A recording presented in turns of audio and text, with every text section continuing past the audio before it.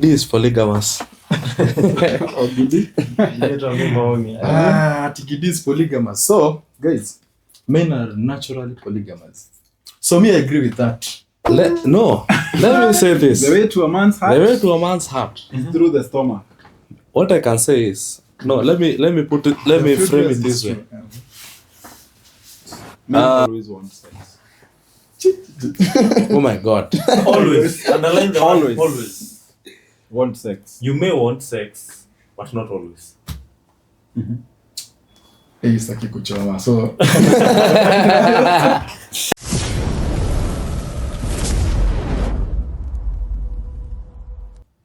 What's up, good people? Welcome to Navigating Manhood Podcast. This is episode 3. Wadau wako area. yep. We want to do this. So thank you guys for continuing to subscribe, liking and sharing our content. We really appreciate. Now we are yet with another episode now. New episode. Episode 3. So tutasema majina yetu for those one who are joining us, so that you be updated. So we can start from this side. Yeah. What's up guys? Devi hapa, niko Subaru. What's up, guys? It's your guy Gidi here. Yeah, it's good to see you again. Vipi my guys, hula. It's Pipi here. Let's see what this has to offer for us. Thanks. Tesh.com kama kawa tuko hapa ku share some wisdom. Twende kazi. That's nice. Hapa ni Anto kama kawa. Now today we have a very interesting topic. It's all about men, and there are so many things that are said about men. So here we are talking about mates. About men. Ama vitu watu tu wanasema about men, maybe they are true, maybe they are not. We'll be discussing about that. Now we have a set of questions or like statements that we want to figure out. Is it true or is it not true? Now we go right into it. So the first one, nasema men are naturally polygamous. Naturally polygamous. Naturally, yani from the setting, wanaume tu hawezi kaa na msichana mmoja. Yeah. So is it true? Is it a myth? How can we validate it, or we can talk about it? Yeah. So anybody can feel okay to start. Ama tuanze this side. Who is ready? We can start from this side. Tigidi is polygamous. Tigidi is polygamous. So, guys, men are naturally polygamous. So me, I agree with that. And I'll give you an example. I'll give you 2 examples. So the first example, I think you already know, it's in the Bible. We see a lot of guys in the Bible are polygamous, starting with people like King David, King Solomon, talk of Abraham, alikuwa na Sarah, and then alikuwa na that Alikuwa na Hagai. hata Hagai. Yeah, so that is the biblical perspective about men are naturally polygamous. And then the other thing is, in our culture, sisi kama wa Afrika, yeah? So before Christianity ikuje, polygamous ndio ilikuwa default. Ilikuwa like you have your own house somewhere, and then you are surrounded by your wives. So by default, like in our cultural setting and historically, men are polygamous. So for me, I agree with the statement. Guka yako utajua ako na bibi moja, watatu. Mi guka yangu ako na bibi wawili. Unaona? So kwake hiyo ndio ilikuwa like hiyo area, hiyo ndio ilikuwa norm. Lazima nikuwe na bibi wawili, watatu ndio ni feel like I'm a man. So for me, hata mimi naweza agree naturally men are polygamous. My opinion. Haya. Mimi naona hivi. Tesh. Haya. The statement men are polygamous. Acha tulete some aspect of Christianity hapa ndani. Ni ile yenye unasemanga you are born in a sinful nature. Which means ukizaliwa like uko ready kufanya hizi vitu zote zenye ni a bit not acceptable. simply because that's how you are born. Like wewe ni mwanadamu, you are born into sin. That's the life of sin. So I want to point out kusema men are naturally polygamous haifai kutumiwa kujustify tuseme kukuwa not loyal ama kukuwa na nini hivi kwa marriage. Yeah. Because hata Bible inasemanga ukizaliwa kuna vitu nyingi sana ni off na wewe, but you need to do something about your life. But sasa in the other aspect, if you're not Christian, sisemi uokoke, but kinaitwa discipline. Like discipline dictates if you are settling for one woman, wacha ikuwe hivyo. It's only fair if you decided to settle with one woman, ikuwe one woman. Yeah. You're naturally polygamous. You're not supposed to justify that. You're supposed to control that. Yeah, true. So you agree that it is something that we are born with. It's something that It's existed. It is in existence. Yani Ni inherent, ilikuja na wewe. But unafaa uifight. evolutionary. It's from that. So that means that was the plan of God. I see, I did not. Because kama ilikuwa ndani yetu. I think Maybe. it's Okay, me what I can say is, for you to understand something better, you need to like question.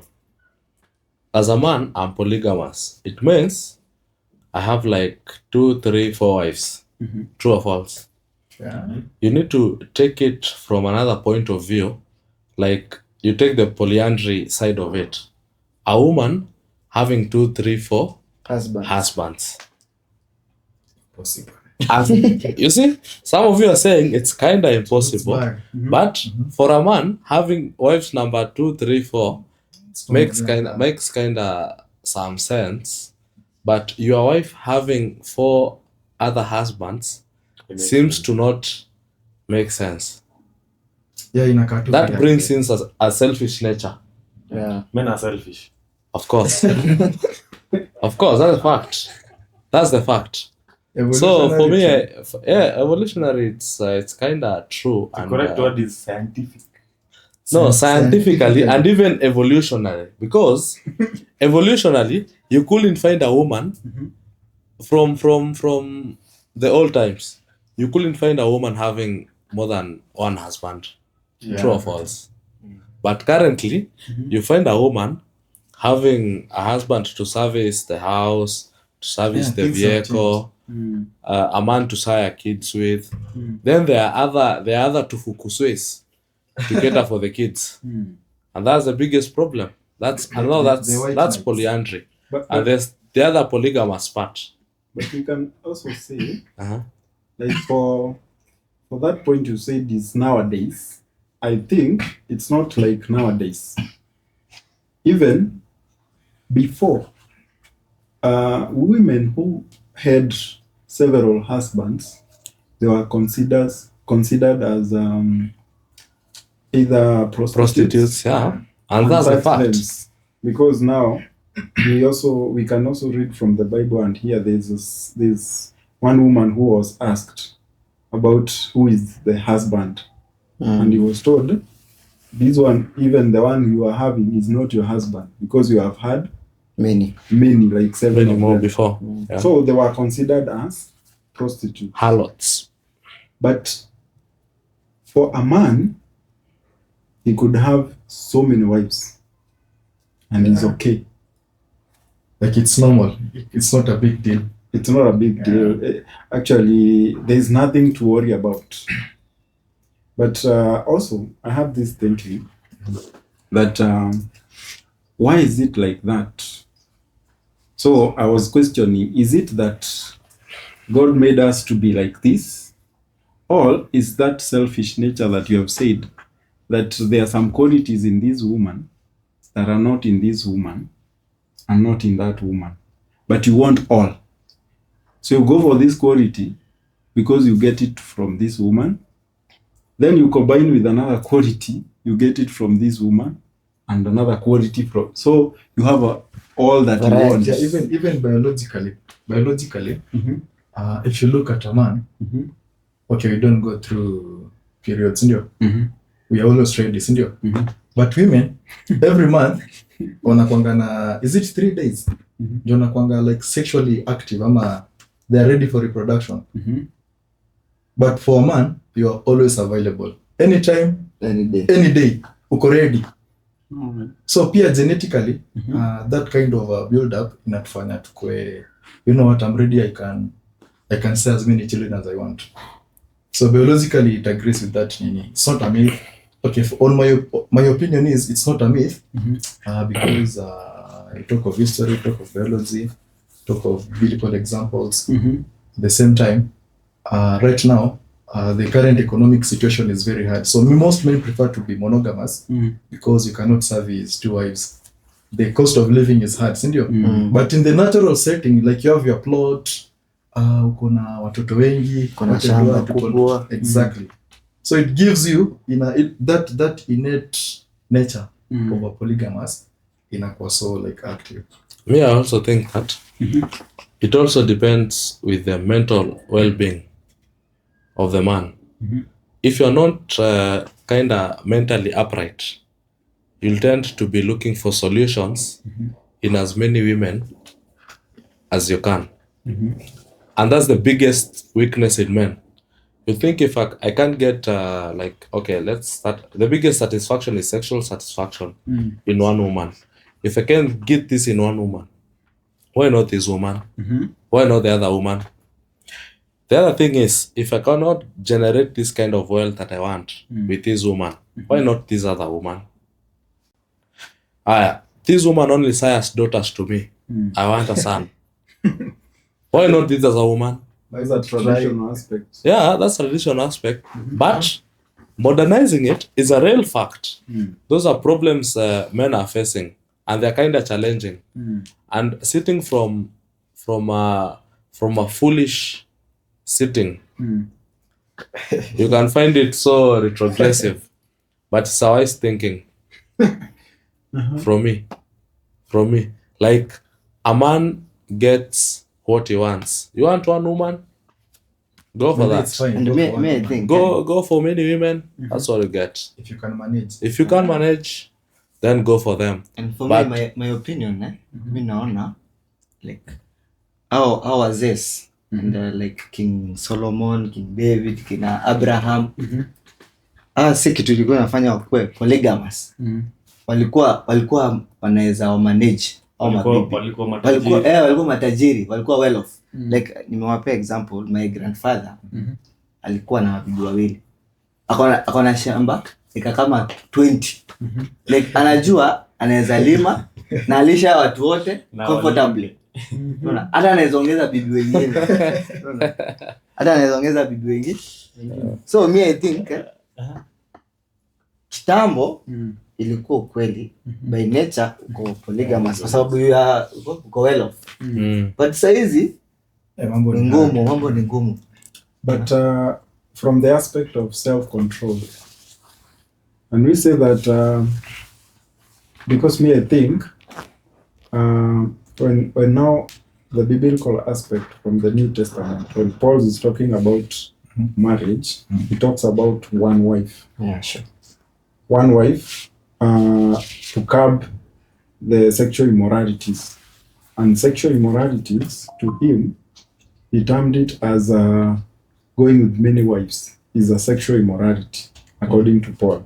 So he said, to curb that, let every man has One wife. Yeah. So is it that na akasema it's all about exercising self-control so that you can get all you want in this one woman.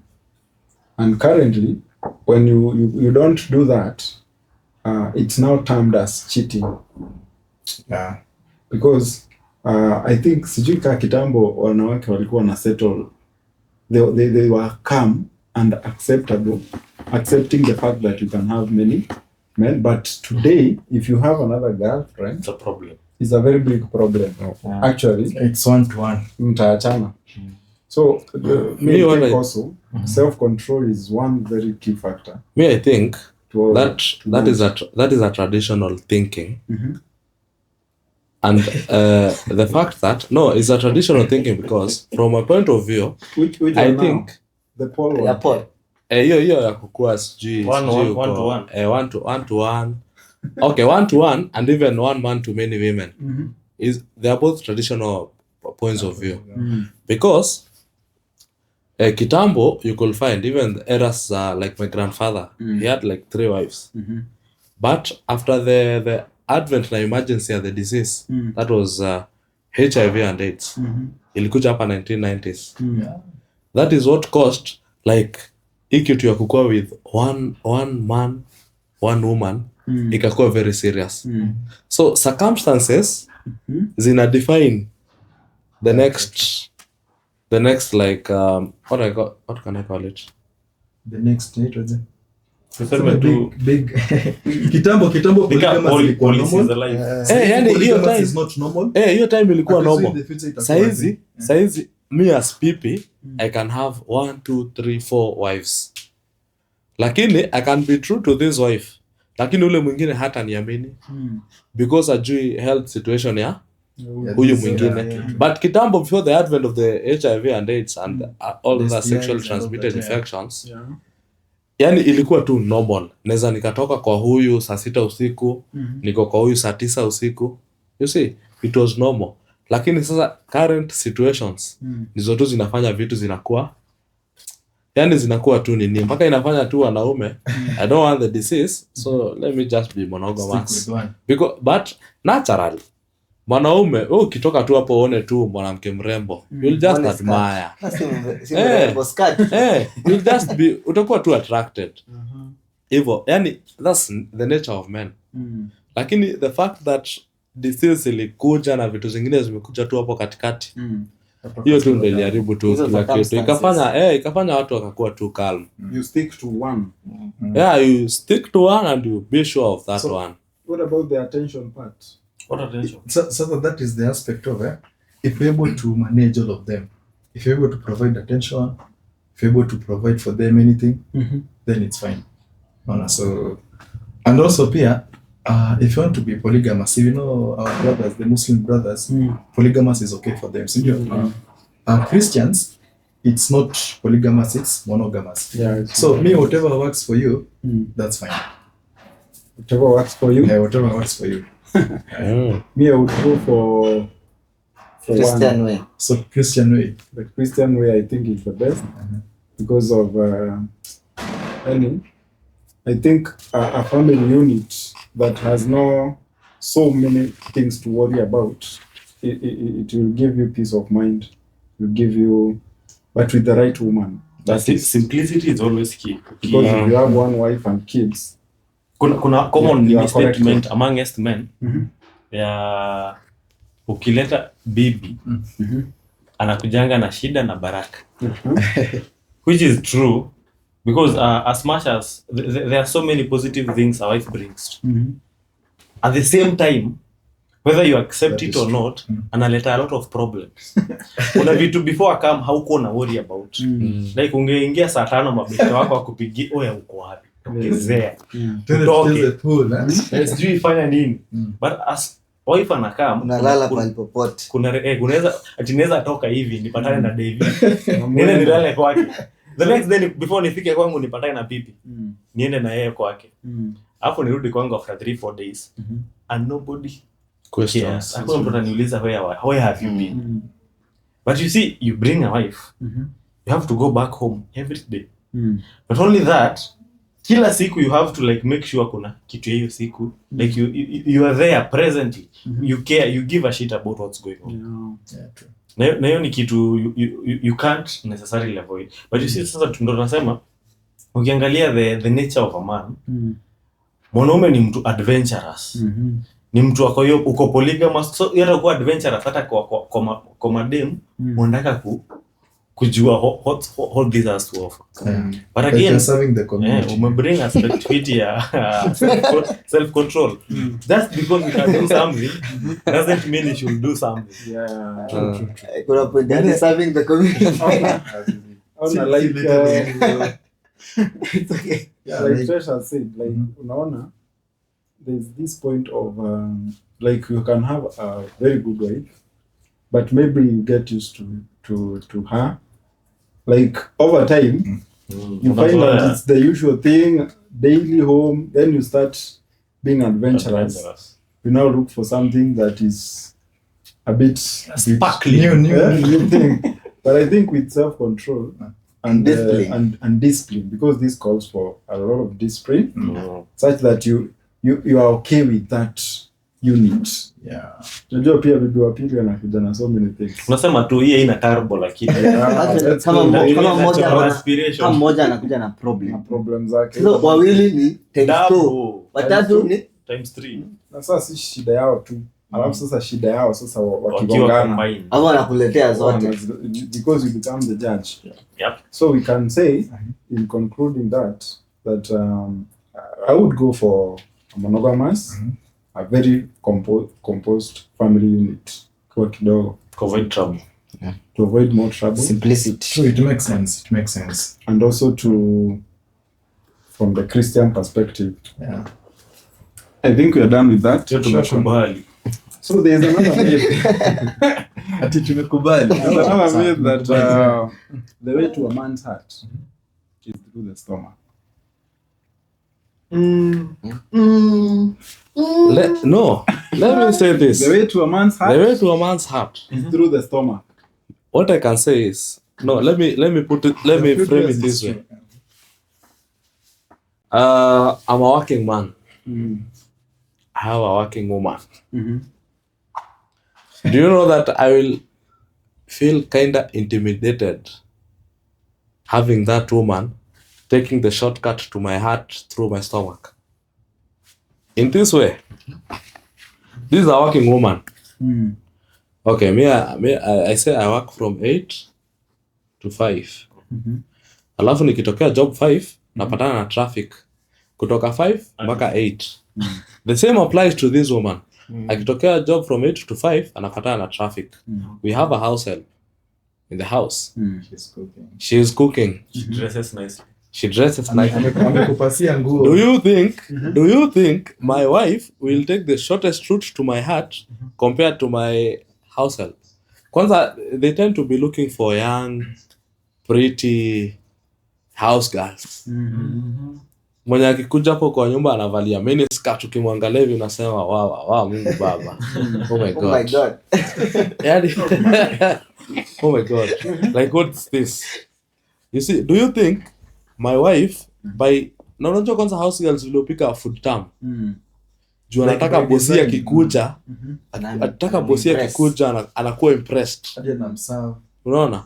Alafu hawa working class, they tend to be so much, yani wako bosi akifika hata kwa nyumba anakelelesha house girl nini. Naturally men hawapendi kelele. Men like peace. Siwezi kuwa nimetoka job nimekeleleshwa na clients na nini. Then I come to the house unanikelelesha. Napata house girl mwenye nikifika hapo nikitoa viatu ameshachukua amezipeleka laundry. Nikiketi hapo ashaniletea food, ashaniwekea nini. Unadhania huyu wife ndiye atapata the shortest route to my heart compared to this lady? So there's that bit of emotional connection. So what do you say? Me, I think the stomach is not the only route to the man's heart. Pieces. But it's a root. It's one. It's a route. Many routes. It's a route to foolish men. It's a route to foolish men. So I tend to But agree. unajua kuna say Let's hear inasema from an hungry man is an angry man. So akikuja akose food atakuwa angry. So you need to have your connection like Yeah, okay. that's it. Sio route to the heart but inapitia, Unajua ukisema unatoka Thika uende Juja unaweza divert. Hiyo ni Sasa hiyo diversion ni your house girl. diversion ni food. Diversion ni food. Diversion say Hata hiyo point by the way, it speaks for itself. Nani anakupikia hiyo food? House girl. Si ni house girl. Yeah. So at the end of the day, your wife asipokupikia hiyo food ndio Bado unaweza utakula. kula, bado utakula ama pikia asipokupikia. But the thing is, they must have, you must have that bit of emotional connection. To Not the just food ama to the chef. Si food peke yake. Anaweza kupikia food, unaweza enda huko nje kule kwa kibanda na ushibu usikie vizuri. Sasa utakuwa attracted to the kibanda girl ama kibanda woman. Depends. It depends. The looks. Yeah. Yeah. Because Yeah. the point that people are saying about the maid, so many men have fallen for that trap. Yes. Sure. Because It's a trap. what men value is how the presentability of this food, Yes. the way it has been done. So that to me, I think, is something that attracts men. It's not the only thing, but it's a not the thing only that thing. That attracts men. Yeah. Such It's that one. when you're home and then your wife, and so many wise women have decided, even if you cook, I'll be serving Serving man. Yeah. I'll Yeah. serve my husband. I think Because that's important. that is to create a picture that it's not her who cooked, it's me. She's my food. It's not the maid who cooked, it's me, because it's me who is serving you. And you get a vizuri and all that. So that to avoid the notion that credit ziende kwa huyo, because zikianza kuenda kwa maid, your heart will start diverting. You'll be losing your But house. we can all agree that it's not just food. Yeah. There are many other things. Sure.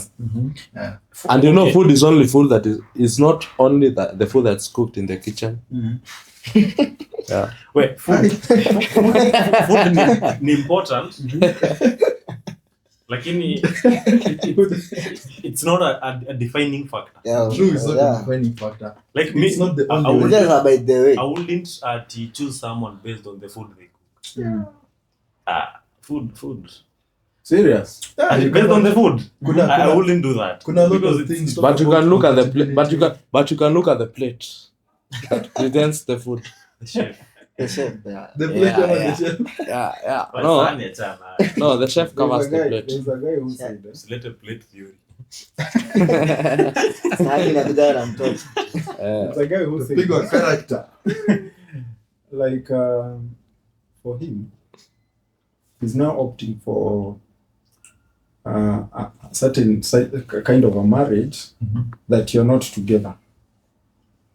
Such that you stay at your place, I stay at my place. Because I didn't marry you to cook for me. I didn't marry you to wash my clothes. That's interesting. I didn't marry you to. I married you because we are connecting Emotional. emotionally. Why do people marry? And when I don't, Ongoja. So, wait, dem wait. anaishi peke yake, wewe unaishi kivyako. but we married. Such that Weird. it's happening because I don't know. There's a time I don't want. I don't Drama. want to feel you all All over over. me. So when I need you, we Oh yeah. Whether you're right. This guy is right. so That's a remote marriage. yeah. See, what I've heard about it, mi kitu nimesikia ama nime observe ni mtaoana, mtakuwa mnaishi keja moja, lakini kwa hiyo tuseme compound, unajenga keja ingine, your man cave. Oh man. you build your man cave, lakini si ati uko kwako yako kwake. Hapana, mnaishi pamoja, but kuna ile keja yako ya safe space. Yeah. Usikie umetoka unaenda hapo unafanya mambo yako. Hata ukikaa hapo siku mbili ya hizi. Yeah, hiyo aspect pia ni kama una bring the aspect of long distance relationship. Uko Kenya, bibi yako kwa USA. Okay, me I know long distance relationship, my opinion is for me it doesn't work. Doesn't Ni work. uongo. Doesn't work. But if you're living separately, but in the same same Compound. setting ama same compound, then that is fine. Like if you need to talk to her, unaweza enda uongee na yeye. If she needs to talk to you, anaweza kuja kuongelesha. Then that is fine. But mkiwa so remote, ati tu mnaongea na maybe simu, video call, watu. Kuna that bit unataka kumwangalia uone Hiyo ni anafanya aje, virtual. zile emotions nini. So it applies, but it has to be like near close. But I think people are nowadays weird because how do you, for instance, the love language act of service. Video call. Zoom. You need to see this woman cook. Ni gifts. Video call tu. Or maybe, okay, hata Mtuma kama rider. atacook. Ile tu kumuona tu like Yani, ako hapo like she's the there. way she welcomes you, or you welcome her, it can be, nimesema ni 5 to me. But to 5. things are changing. So unajua tunaenda into the digital world. So in the future maybe ndio itakuwa the norm. Huko Kenya your wife ako like a remote place but you're married legally. It can work lakini isikuwe a permanent thing. For instance, Yeah. why would I marry you if our relationship is virtual?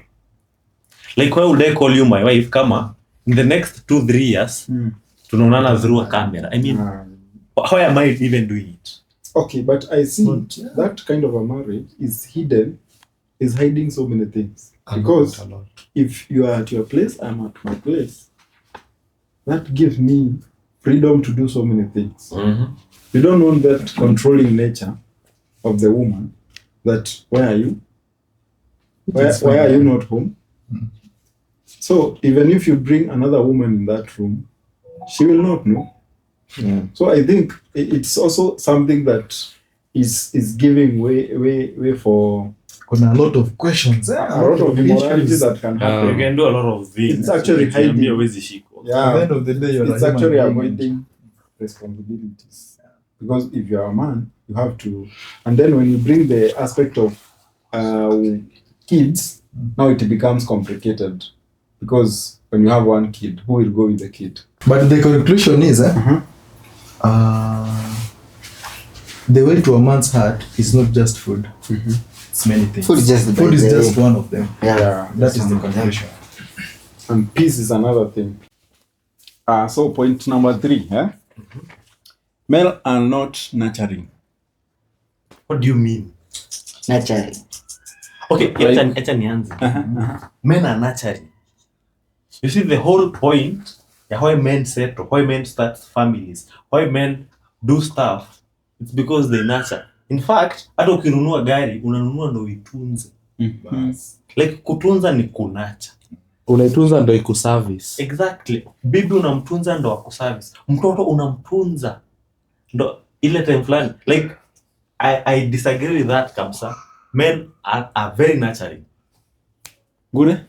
Me, I think as a young man, mi nikigrow, nilikuwa naona buda yangu anatupeleka kwa shamba, anakuonesha vile utachimba shimo, anakupeleka place utabai seedling ya mti, anakuonesha vile utatoa karatasi, vile utapanda, utaweka fertilizer, vile utakuwa unaimwagilia maji. Like usikuwa na water hii kitu kila siku ama kila nini kukiwa na jua. Ndio kama nitamwagilia maji asubuhi, sitamwagilia jioni. Kwa nini? Ndio hii plant ijue kuwa hadi. Am I not nurturing this plant? Am I not teaching this plant of in oncoming situations like tomorrow it can be dry? Where will you get the water from? Am I not nurturing it? Am I not tuning it to the circumstances? Wow. I'm a father. Leo mtu huyu akiniitisha ananiambia dadi nataka chocolate. Okay, nitamletea. Kesho nitamwambia sikupata pesa, but I have the money. Lakini I'm nurturing this kid kumwambia, kumshow si kila siku kila kitu iko available. Kunaweza kuenda hivi kukose. Am I not nurturing the kid? Like you want her or him to grow in the right way. In the right way. Wife yangu anaweza kaniambia, nataka Range Rover. Lakini na afford Vitz. Sasa nikimwambia, si bora it's a locomotive. Bora you can move from point A to point B. Am I not tuning the woman to nini? Am I not nurturing her? Yeah. Also to add on that, let me talk about the biblical perspective. Jesus said, even evil men do goods to what? To their families. To their children. Like akimwambia, I want bread. Ni mawe, si ndio? Yeah. So like by default, even Christianity agrees that men are naturally nurturing. Yeah, so that is a myth, a total myth. For me, simple. It's a myth. Sababu, hii nurturing, like for me, nikiwa mdogo tu, nimefunzwa business. Nimeambiwa, David, kisha tunaamka 6, tunaenda kutafuta hivi. Like hiyo kitu iliingia ndani yangu, si nimekuwa nurtured. Like men should nurture. Hiyo ni Kazi by default. na hiyo ni kazi ya babako. Hiyo ni kazi ya babako. Ukienda church, the elders, hata tunaambiwa the elders ni wazee, they are men, wametufunza, you know, this ndio njia, you know, sababu like hata biblically from God amepewa responsibility ya kukunacha. Yeah, you are a leader, so you need to nurture people So to for go in me, the right way. It's not myth. Samir, That's okay. I also agree. That's a very bad myth. I think even men are more nurturing than anybody else, because they know how to. Hata ukiweza achia mwanaume mtoto, he'll forget for anything else. mtoto ni ngumu. Okay. Hapo But ata forget anything But else. still, I want you to think So about that this. angalie huyu mtoto.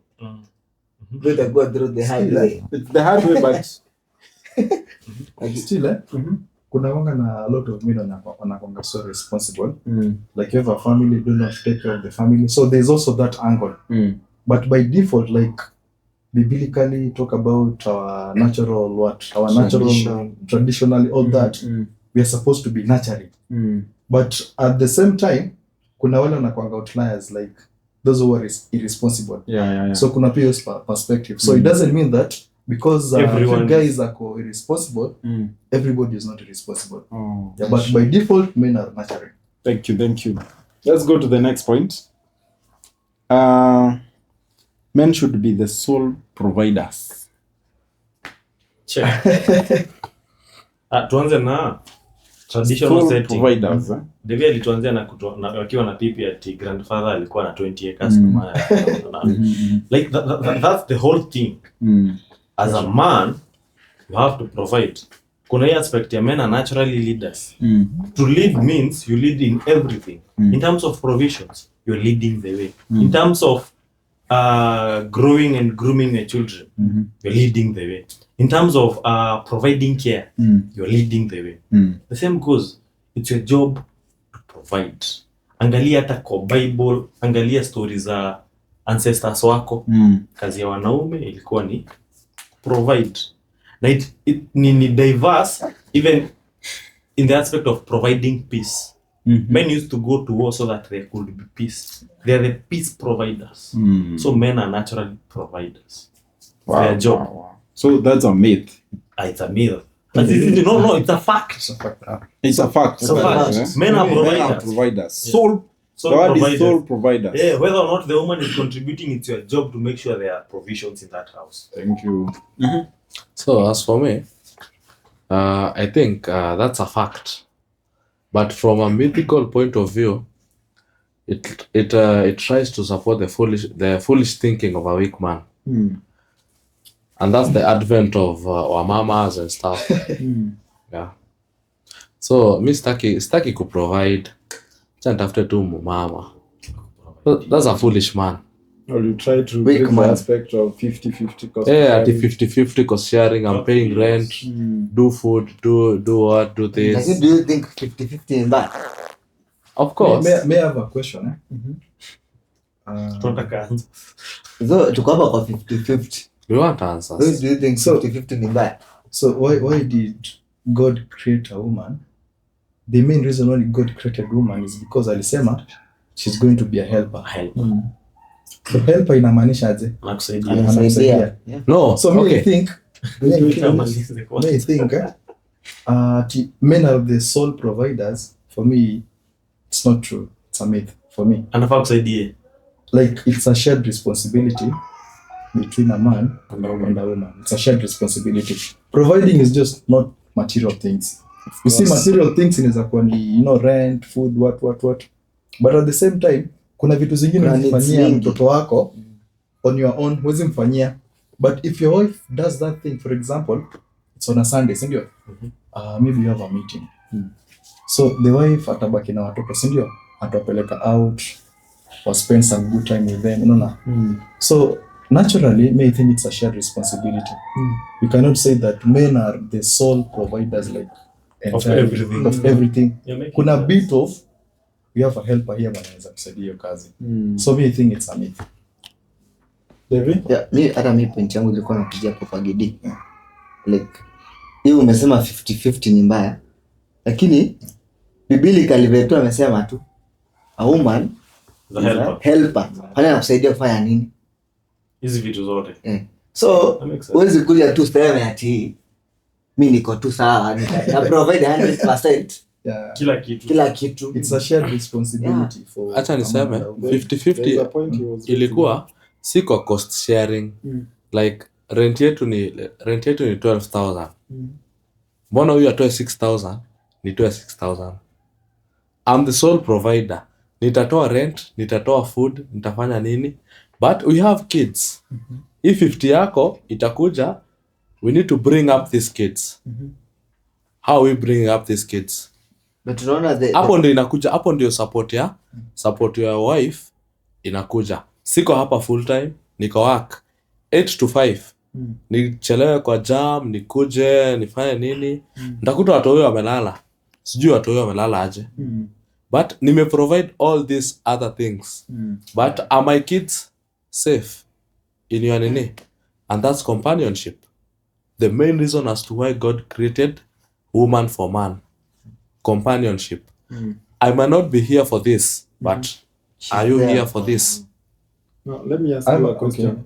Let me ask you a question. Because to many men, when it sounds 50-50 cost sharing, the very first thing that goes or comes to mind is money, and especially rent and maybe food. But think of it this way: you have provided rent, everything. Yeah. But this woman Material things. sees in the house there are no curtains. There are no letter.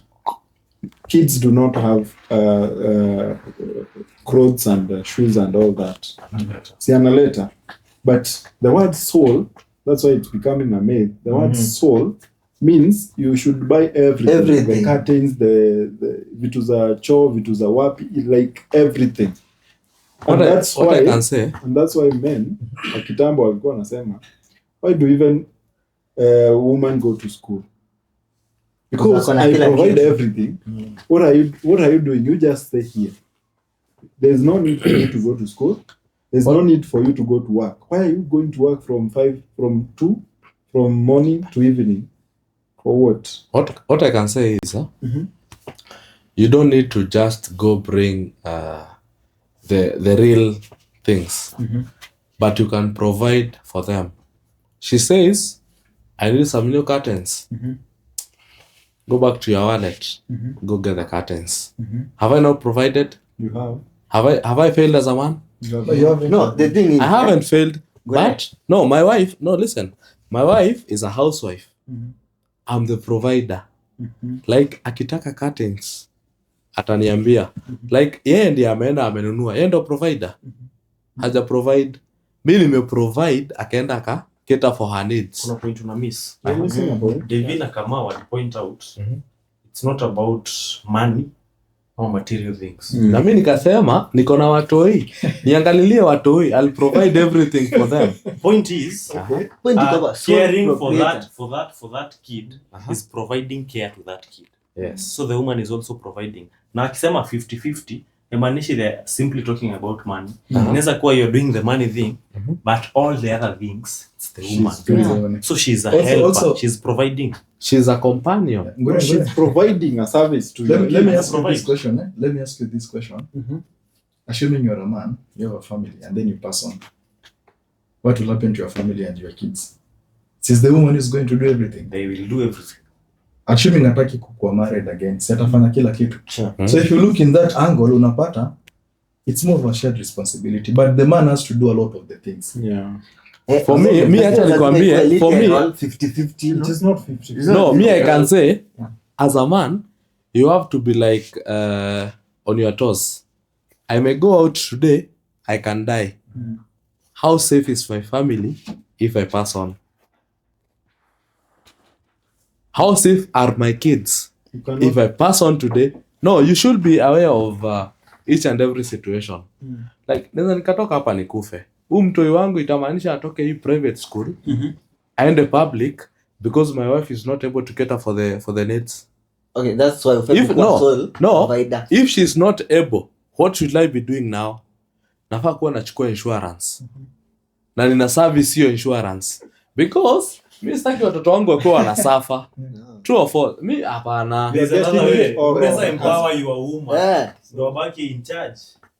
You're getting No, it. I can empower Listen, her. I listen, can empower her. Listen, Gure. Uh-huh.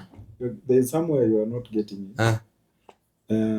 The fact that you are the sole provider. It's a problem. Sole provider, like everything. Sole.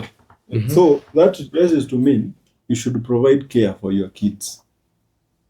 Okay, we can see it in your perspective to say, because you need your kids to be taken care of. That's why you get married, so that your wife can provide care for your kids. You want your home to be taken care of, Nurtured. so you get a wife. So by default you are the bigger provider, but you have created another environment where another person can continue with your work. Like this is your territory, but she's helping you. Keeping it in order. Okay, for some reason men do not agree with the fact that a woman maybe can provide for like ajenge nyumba. You see, for that we can draw some line, Yeah, kuna lines. ama kubaie shamba, Kuna lines. because Kuna at some lines. point there will be conflict at the end, but you provide for the very basic things, but she will also provide help you provide Some other with ways. some other things. I think we can conclude that one. Makes sense. Yeah. Okay. Ngure wako ni myth ama ni fact? Mi kwangu ni myth. That's the thinking of a weak man.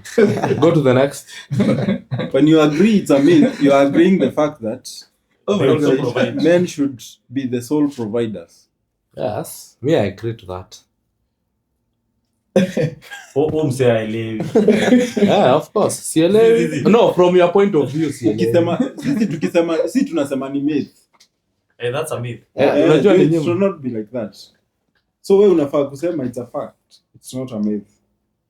Sini ukweli. Okay, the bigger picture, the bigger Sini picture, ukweli. it is the man. Unajua it is uzuri the mi man wasielewi then the English. woman. So that is the bigger picture. But there's a lot Uzuri of mi things I never understand English. Ngure. I think amejijibu. Amejijibu. I like it. So there's another point. Men always want sex. Oh my God. Always. Underline the Always. word always. Want sex. You may want sex, but not always. Hii sitaki kuchoma. So What I can say. Hata mimi mwenyewe. What I can say is men always want sex. As a woman, is sex the only thing you can offer? The biggest question. Tonight. I'm a man. I want to achieve a hell of things. Before nifike 30, nafaa kuwa nimefanya vitu mingi. Lakini kwani hizi vitu mingi nitakuwa nimeachieve tu juu ya sex? No. Nafaa kuwa nimefanya vitu zingine mingi. But if the only companion factor you can bring in this matrix is sex, then I think you're in the wrong place.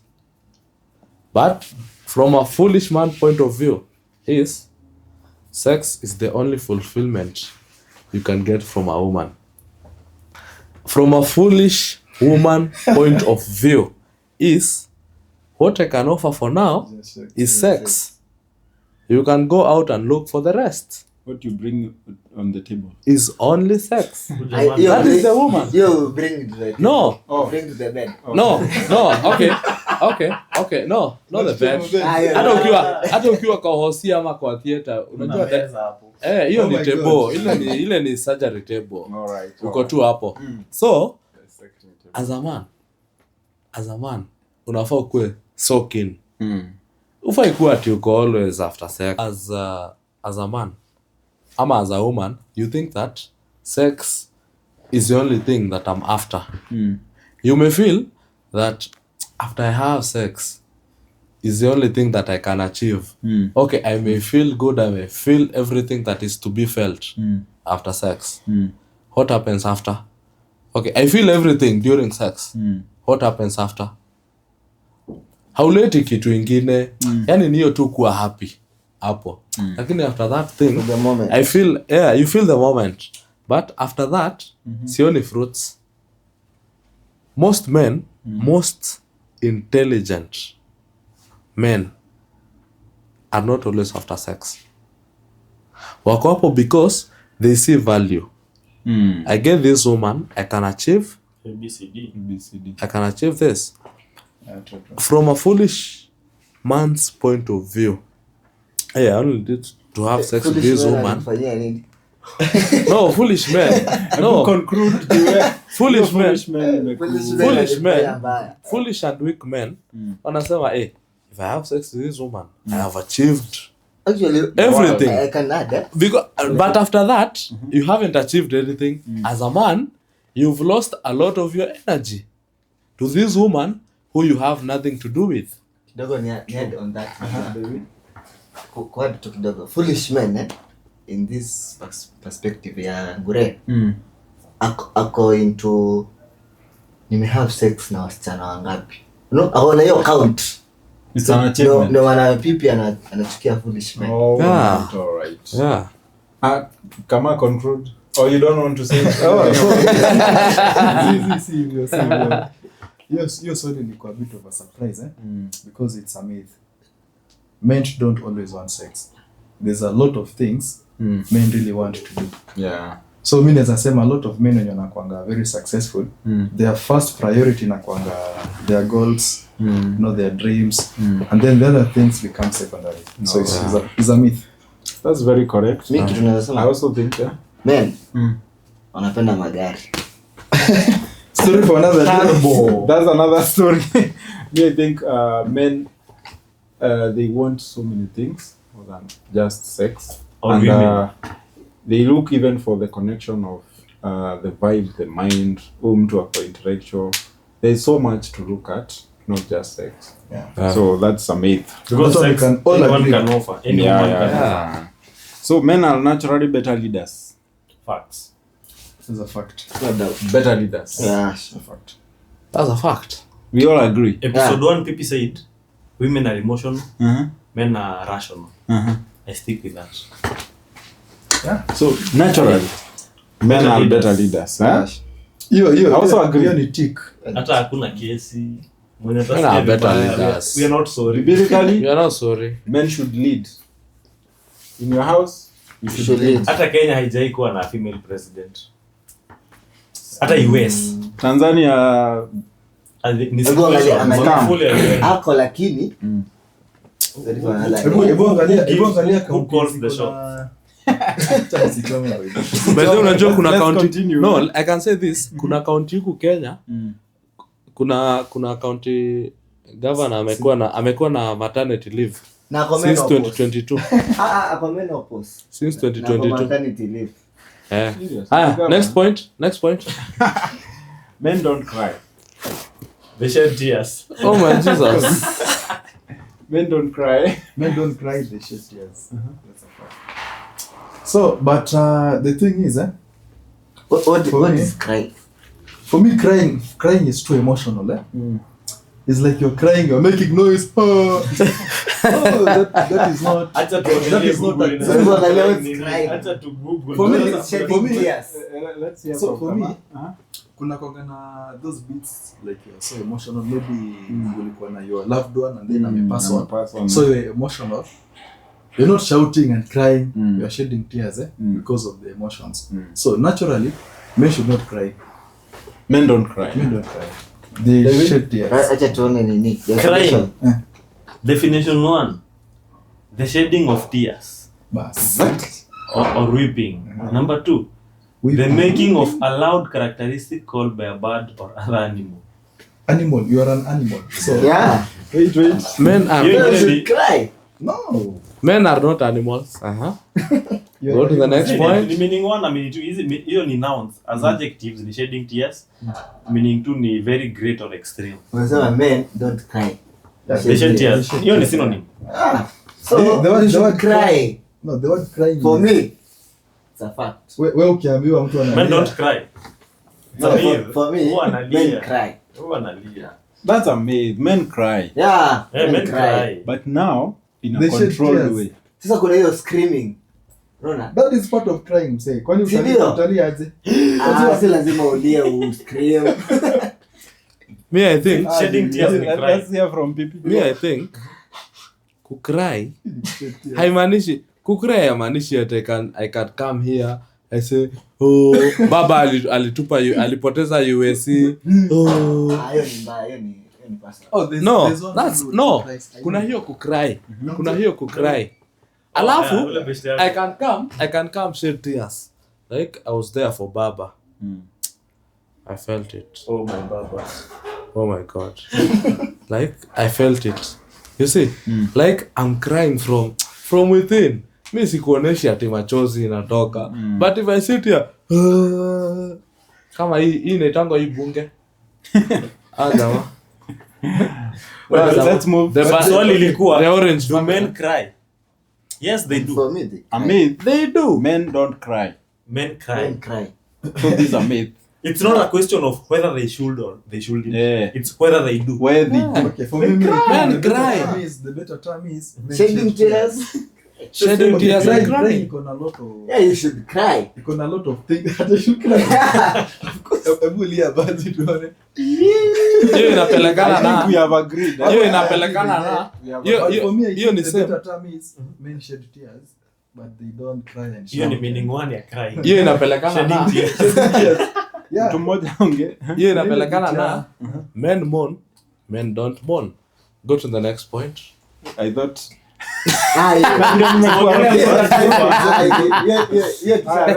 continue. It's okay to mourn if your wife Angalia, dies. Men are less emotional than women. Facts. That's a fact. That's a fact. In fact, a man with Okay, a lot of the question is- emotions. the question is, Is that- feminine characteristics. The question Tusikie is, mtu the question mmoja. is, men are less emotional than women. Women. See, mi naweza sema aje, we have the same level of emotions. It's just that men are rational, they can control their emotions. So mi naweza sema hivyo. That's a very strong point. Emotions ni the same, like ukipata heartbreak as a man, si wewe una feel vibaya. Kiboko ni ile ile. Ni ile tu unasikia vibaya but you control yourself. Unaona? So Just being rational. yeah, it's being rational. Any other point? Hiyo tuna agree. But me, I also had a point. Like we all have emotions, True. but we express them differently. Yeah. When something happened bad, maybe msichana atalia, but you have How the you same handle feeling, it. Out of a speech. but you'll maybe do something else. That is a thick. So it's not that they have more emotions that we don't. How you control it. It's what you do, by the way. Men are colorblind. Wow. Is it amazing? Jamba. Hii nayo Wait. imepatikana. Hii ni color gani? Hii ni grey. Hiyo ni grey. Na hii ni black. Na hii- Hii ni color gani? Hii ni color gani? Jungle green. Zee Gideon tujibu. Siwezi jua, Ushamwambia. siwezi jua. Okay, Hii ni colour gani? here's the thing. Hiyo ni beige. Hiyo ni beige. Zizi. Bro, unajua colors zote? let's Mimi najua hear, let's three hear. colors. Red, No, black. black. White and red. Hizi zingine is just Kukua colorblind, si kitu inaweza kuwa defined by gender. Yeah. For instance, I'm an editor, kazi yangu ni kukara grade. ah, I know most colors than many women. Like kuna mtu anaweza ambia hii color inaitwa teal, hii ingine ni turquoise, mwingine ajui shade. umeiva bana. Ah, wewe ni mnoma. So hapo kwa it colours is not, umeiva. it's not about your Gender. gender. It's not about gender. Yeah, true. It's not about being a man or a woman. Kujua color is a whole Of course different kuna thing. mwanamke ajui ni jungle green. So- Of course. So the myth was men Men are are colorblind. always colorblind ama? Men are colorblind. They are not. Okay, they are not, but kuna wengine wanakuanga. Eh. Hata kuna But it's not women all, it's not wenye like all men are colorblind. Mtu mmoja Wengine ongea. wanakuanga colorblind. And then kuna wenye wanajua colors like our friend here. So for me, I think men are not colorblind, but for women, they have a sharper edge when it comes to colors than men. But men are not colorblind. Not all men. Eh?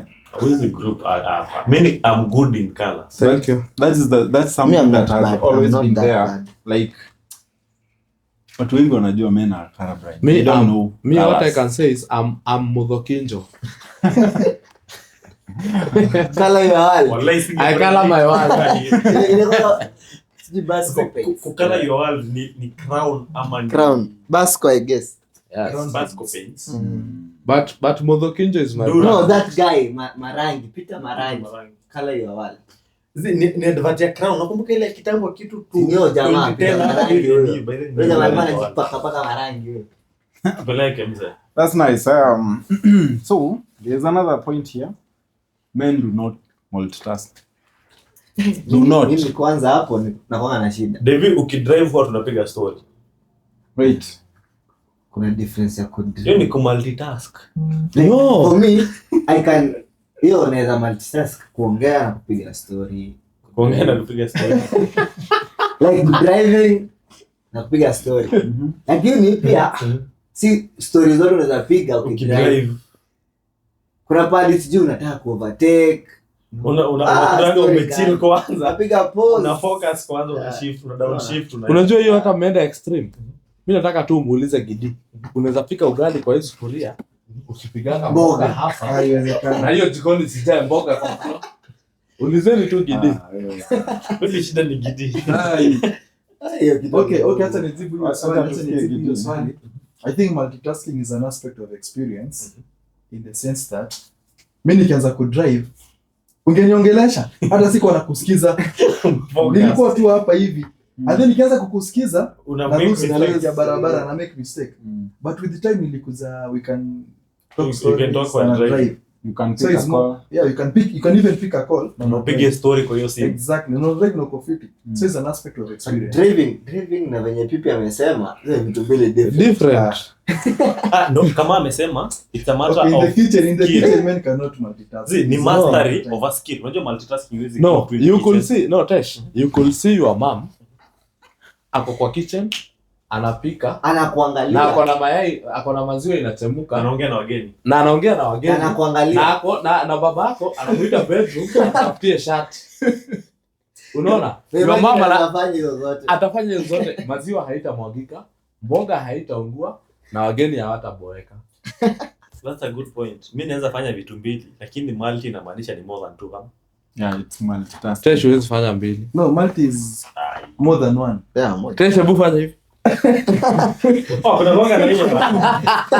Unashika kichwa watale na tumbo. Ngoja. You see? Now listen to this. Okay. Kama amesema it's all about experience. But me naona it makes sense. Yeah. There are men wenye wamekuwa chef. Mm. These guys are very good at Mwafrika. that. They can cook I wish Mwafrika. so many things Shout out at to one. Mwafrika kwanza. Afrika. Mwafrika. So I think But because now, kitchen is not a men thing, they are not good in that. So msinijudge. But cars. Unaweza call ukiongea. Bas, that is the thing. hiyo ndio skill yako. Na kuna mtu akifanya hiyo, haizifanye kitu kingine. No, but yeah, the like point is, you said, Skill. me when I started driving, I could even switch the music. Off. no focus. Don't focus. But now Makes sense. I can naweza enda nikiwasha AC But now, all these things I on that because niga. Pipi ametupea chores ngapi? Kukaa na wageni, kupika, kukaa na bwana Na na mtoto. mtoto. Unajua hapa tunaongelelea ati cooking hiyo skill iko peke yake. Like so nikienda kupika, so nitapika ugali, nitapika mboga, sitafanya kitu kingine. Oh. Yeye anapika, Anaangalia anashughulikia mtoto. wageni. Siko naelewa hiyo. Like, let's bring them Africa in Afrika kwa experience. Africa is Kitchen experienced tu. in the kitchen. Ukimwambia stories zingine So Ataweza. wakati anapika ukimuuliza something else. Aizi kata nyanya akipiga story. No, Hiyo anaweza. hiyo ni hapo. Kitchen. no, muulize Lakini about muulize story nyingine ya ball. Ataanza hizi. So men do not multitask. Easy. No, they can't Ah, from experience. It's a matter of mastery. Yeah, master. For instance, unaona kuna mtu ukipewa rangi na brush. Siongelee kupaka wall, paint a picture. Kuna mtu haizi fanya kitu kingine, atafocus na hiyo picture. Kuna mtu ukipea kalamu mwambie andika poem, haizi kupea story akiandikanga poem, anahitaji some sort of silence and separate the world. It's a matter of how good you are at something. Lewis Hamilton anaweza kupigia simu akidrive F1 na win race. Wewe huwezi. Mtu mwingine anaweza pika akipiganga akifanyanga vitu zingine. You can't do that. The question is the whole statement of men cannot multitask is not entirely true. Because kuna mtu atapeana speech akisound truthful lakini anadanganya. Two things at the same time. Those are two things. Add another thing. Yeah, thing. yeah. Let's conclude this one. Like there's a point I raised some times back about the kind of minds yenye inakuwa kwa mwanaume na kwa msichana. Let me for a bit focused on something uko mbele, but for ladies it's a bit so they can be able to see things so many things at once, but where umesema about two things you can focus, You can. but it's not so many things, it's like 2-3 kienda sana. but hapa tumesikia about 5 things. But you see, nakwambia it's Na about zote zinaenda mastery. concurrent. See, you can do 5 things lakini zote ziende vibaya. Sasa women zinafanya zote 5 na Na zinaenda zinaenda vizuri. vizuri. How good are we talking? It It's depends on because of my mastery and So you have a experience. mom, experience. you have a parent, Point you have a is, mother. ni experience. Sikatai they can do that, but it's a matter of experience. Although Si ati they kitu observe, ni innate, ni kitu umepractice. So we can say I mean, no, experience is a no. key factor here. No, Yeah. your mom hana tesho wawili. You ni obvious. Akona again, tesho kuwa na moja. test, aka experience Ati ndo sasa hiyo ilikuwa experiment at you sasa nitakuwa perfect. Kila mzazi anaweza agree, ukisha raise mtoto mmoja, the next one is a bit easier than the first one. Lakini wa kwanza pia kuwa na experience. No, ule wa kwanza hakuwa na Example experience. ya pipi is because of experience. Unajua ni kwa nini? Yeye mama alikuwa akipika kwao, si ndio? Akiwa mdogo alikuwa anapika, anafanya hizo vitu zote. Hakuwa na watoto. Hakuwa na watoto. Akiwa married kinje tu imeongezeka tu ni mtoto. Na bwana. Amekulea na bwana amekulea. Maybe ulikuja ku notice anaweza fanya hivi ukiwa maybe 10 years ama 15. So all this time hizi 9 years alikuwa tu na wewe hapo ni juu kuna notice. So it's about experience. Bana amekulana, anajua behavior yako before ujue. But we can agree women somehow they have an upper hand in Ah. that. Me, I feel that way. So conclusion ni si entirely true, but it's somewhat somehow. Somehow. So men cannot be assaulted how by do- a how woman. sure. Utapigwa Vizuri sana. Siwe komando wote. One person. It's a question of you see kupigwa has nothing to do with your gender.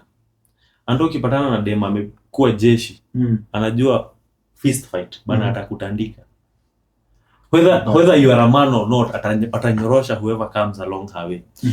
Kukuwa assaulted, alafu pia kuna the fact that it could not be physical. Kuna toxic people out here. Wataku assault mentally, like utatoka hapo ukifeel damaged. It's not a question of whether you are a man or not. It's a question of who they are. Hata si because There is a bro. Ai bwana. Yeah. Hapo kufanya Okay. Me I think men can be assaulted. Mimi niko na beshte yangu, acha nikwambie. In fact hadi ako na court case. Ya kuwa assaulted. Na dem. Alikutwa hivyo kwa nyumba. Akaulizwa mbona hujafanya hivi? Mbona hujafanya hivi? Alafu kulikuwa na pan kwa nini? Kwa kuka. Akapigwa hivyo kwanza na pan hivyo mgongo. Unajua wanaume tukiwa kwa nyumba mostly tunataka kukaa hivyo ukiwa shirtless ama something. Bana utaassaultiwa. Aliekelewa hivyo pan. Yako na tattoo. Saizi ako na tattoo. Ako na tattoo. Hiyo pan sijui ilikuwa ya Nunix. akona nudix Akona level nudix kwa mgongo. alafu haikumaliza kuandika nudix. Sasa iligonga hapa kwa mgongo, ikagonga N, ikaruka U. U ilikuwa hapa katikati ya mgongo, hapa kwa backbone. So ikaruka U, iliandika N, ikaruka U, ikaandika Nix. So ingeandika nani? hata ingeandika That nani. one is insane. Lakini ni Nix. Oh my god. So wanaume wanakuwa assaulted huku nje. Lakini they are not ready to speak about it. No, that's the point. Wanaume wanakuwa assaulted. Hata si basically hata physical assaultment, hata sexually. Men are being assaulted sexually. And that's a fact in the society you're living. But me as a man, I can't come out niseme ule alinirape. You'll be termed as weak. Yeah. That's it. That's it. People are not ready to discuss that. Watu wako tu, men are naturally strong. Siwezi nikakuwa assaulted like, mbona dem akuja hapa kunirape? I'm a strong man, I can resist. Kwa kumjika Umtupe. Lakini utakuta umekuwa overwhelmed, umekuwa so much energetic. Unaona? Like, see, yani hata utapigwa bro. Yani kama let's see kama. Okay, mimi personally sikuwa assaulted. But I know friends wenye wamekuwa assaulted. Asi nyinyi. Oh my god. Alikuwa anapigwa by the serious. Ile physical war. So apparently the guy was not, alikuwa tu sawa, but the ladies knew kama ameenda kufanya karate ama nini, alikuwa anampiga. Unaona, but he couldn't talk about it. Nile tu anakanyagia. So at some point ilifika akasema enough is enough. So then is when he decided to talk up and open up. So it happens. Yeah. Mi yangu ni swali.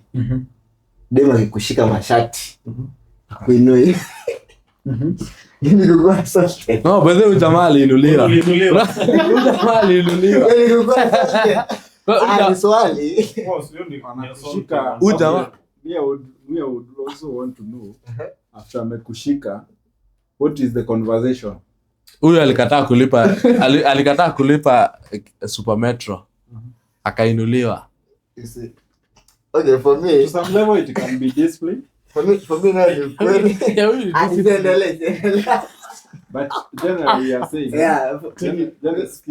generally we are saying, Devi ulishika ukainuliwa. Ukuta man. Na makanga wa Super Metro. Damn. Alikuwa munga. Hey, bro. no, Ile unga ya wimbi. Kafagara. Alikuwa Kafagara, bro. Hey. me I was thinking, like, to be assaulted, okay, I don't think, what if it's a man who did that to you because you have refused to pay? Yes, assaulting. Will it be assaulting? That's man to man. I say assaulting. Does it become assaulting because it's now the woman who is the makanga? Okay. Unajua wanaume, Good point. you're making so much sense right now. But we should classify assaulting.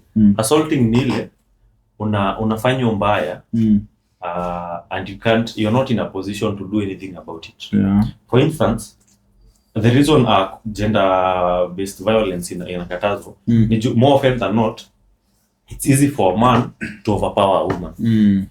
But at the same time, if this woman, whatever qualities they have, and overpower, na see a fair fight, it becomes assaulting. Because the opposite of that ni either a fair fight, ama wewe mwenyewe mko na vitu kinki zinaendelea.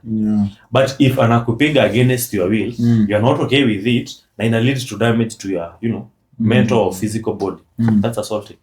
I agree. Because initially assaulting was like, it's meant to women. Like if a woman is beaten or something, it becomes now the assaulting thing. But I think it is both, because there are men who have literally been beaten. Kia wengine wamefanyiwa vitu mbaya, but the fact that hata mkienda kotini, the woman will always have an upper hand, and the judge might also be biased because of the fact that he made, tunasema men cannot be assaulted. So anasema how huyu mwanaume alichapwa aje na huyu. So even in listening that case, he or she might be biased. Sure. But the fact is, men can also be assaulted. Yeah. That's what I think. So I think we come to the end of this podcast. Yeah. Now, parting shots. Parting shots. Yeah. We can start from any side. Tesh. Parting shot yangu ya leo. There are so many things bestowed on us men. Some are fantasies, some are myths, and some are factual. But as a man, it's up to you to choose what to believe, what to follow, and what to do. So again, I say this: be authentic. Choose what's right for you. Choose what works for you for your own reasons. Choose peace. Kitu yote nakupea peace. Look for it. Home. As for me, I think men tend to keep so much into themselves, and that brings up what we call mental breakdown to a man. Like the last point we discussed is men are being assaulted. Why me as a man? Why should I be assaulted and be silent? And I know this thing is gonna eat me up to the grave.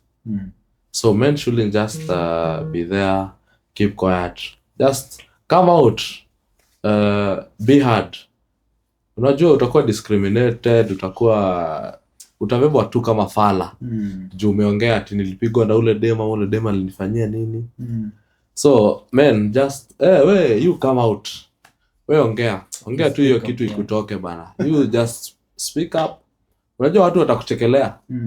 Lakini hiyo ndio itakuwa your healing point. Yeah.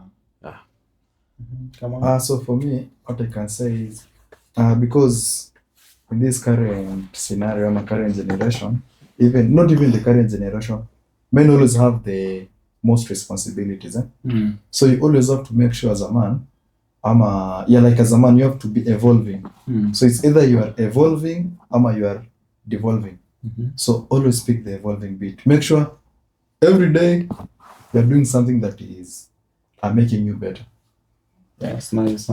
For me, very clear. You're talking about myths, truth. Me, what I can say, you just be you. Be real. Peace. Be real, eh? Be a real man. We come to the end of this podcast tonight. Today, it has been so interesting. Now, men are going through a lot. There's so much that is expected from men. So the thing is, as we have just said, let's pick what is good and leave what is bad, and choose to speak out, speak up, and you'll live a good life.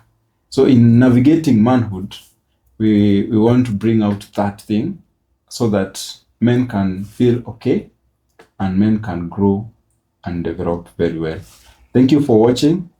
Keep tuned, subscribe, watch and share, and good vibes will always be on navigating Manhood. Thank you. Adios. Adios. Peace.